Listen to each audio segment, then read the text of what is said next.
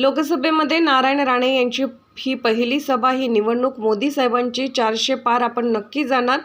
पक्ष बाजूला ठेवून खासदाराने निवडणूक रिंगणात यावे. विनायक राऊत यांनी एकही काम केलं नाही. प्रकल्प गेल्यामुळे फायदा राजन साळवी यांना झाला. विनायक राऊत 10 माणसांना घेऊन अंगणात मीटिंग घ्यावी लागते. रिफायनरी गेली, नुकसान कोकणी जनतेचं झालं. कोकणात 100 दिवसात रोजगार मिळाला नाही. चिपळूणमध्ये विनायक राऊत यांनी 18 लोकांना घेऊन सभा केली. विनायक राऊत यांना सध्या कोणीही ओळखत नाही. वॉचमनला सुद्धा सांगावं लागतं हा खासदार आहे. खासदारांनी खासदारासारखं काम करावं. वाटोळं लावायला काहीच जात नाही. निर्माण करायला ताकद लागते. नको त्या खासदाराला दिल्लीत पाठवू नका.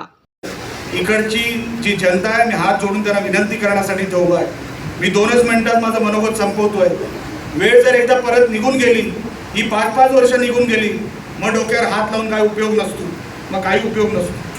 आपल्या मुलांचं भवितव्य घडवायचं असेल, माता भगिनींना इकडेच बचत गटाच्या माध्यमातून किंवा वेगवेगळ्या योजनांच्या माध्यमातून त्यांना सक्षम व्हायचं असेल तर हीच संधी आहे.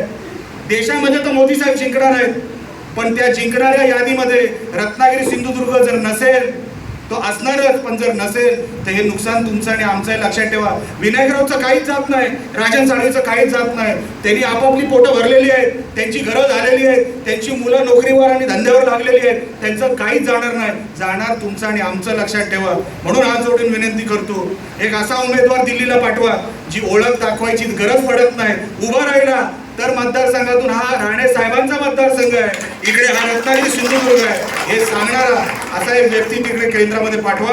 एवढंच सांगतो. आपण सगळे मोठ्या संख्येने कमीत कमी वेळेमध्ये या सभागृहामध्ये मी एकमेव असा उमेदवार आहे किंवा एकमेव असा माणूस आहे, उमेदवार नाही, लपडं नको, उमेदवार नाही, एकमेव असा माणूस आहे की ज्यांनी ही लोकसभा ही 3 वेळा लढवलेली आहे.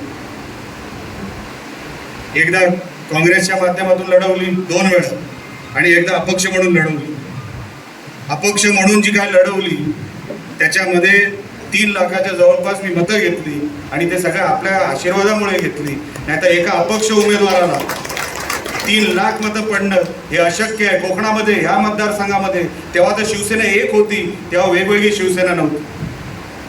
आताचे जे खासदार आहेत त्यांना सांगा पक्ष बाजूला ठेवा आणि स्वतःच्या कर्तृत्वावर, स्वतःच्या नावावर आत्ताचे विद्यमान खासदार हे किती मतं घेतात हे मलाही बघायचं.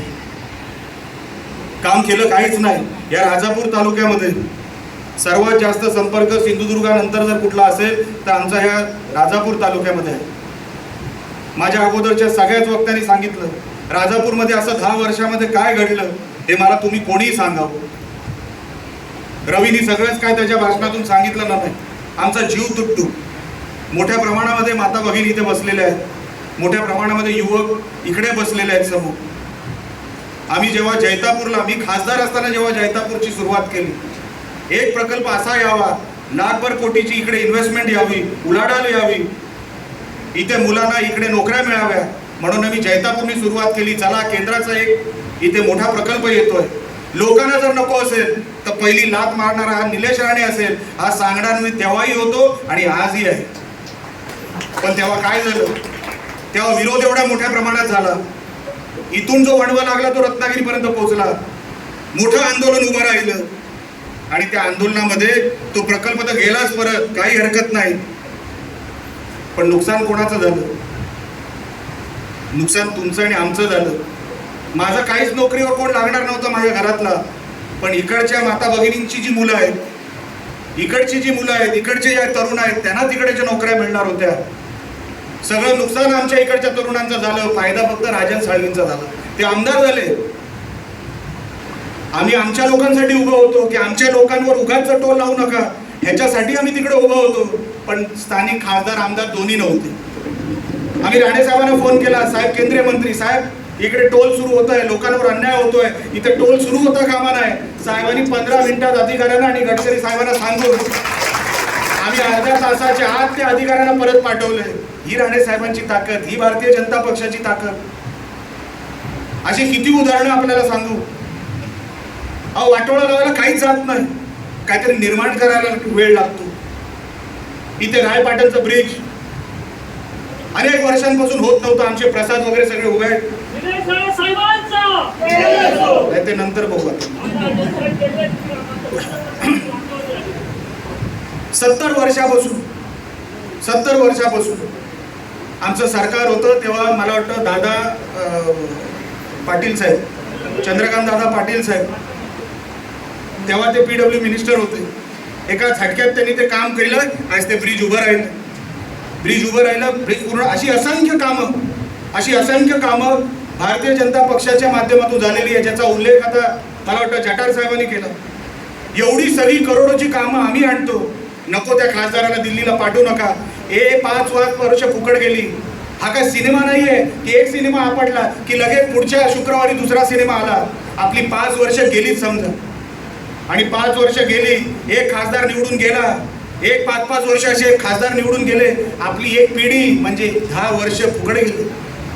निलेश राणे पडला काही हरकत नाही, पण इकडची पिढी हरता कामा नाही, इकडची मुलं हरता कामा नाही, त्यांचा मनोबल कुठे खसता कामा नाही. म्हणून पोटतिडकीने बोलतोय. ही सगळी लोक, ह्यांचं कोणच इकडे नोकरीला लागणार नाही. राणे साहेबांना महाराष्ट्र काय देश ओळखायला लागला. ते राज्याचे मुख्यमंत्री राहिलेले आहेत, ते केंद्रामध्ये मंत्री आहेत, त्यांच्या वयाच्या 70च्या वरती गेलेले आहेत. त्यांना मिळवण्यासारखं काही नाही, पण ते नेहमी सांगतात निलेश या मातीने मला इथपर्यंत पोहोचवलं. एवढी पदं 10पेक्षा जास्त पदं जी दिली ती माझ्या कोकणाच्या मातीने दिली. आणि म्हणून त्यांची परतफेड करण्यासाठी जेव्हा संधी मिळेल तेव्हा मी ती संधी माझ्या कोकणाच्या लोकांसाठी वापरेन. आणि म्हणून तुम्हाला हात जोडून विनंती करतो, गेली वेळ 10 वर्ष काही हरकत नाही. पालघर माझा, मी पालघरचा. आजच पालघर माझाला सबस्क्राईब करा आणि आमच्या सोबत अपडेट राहा.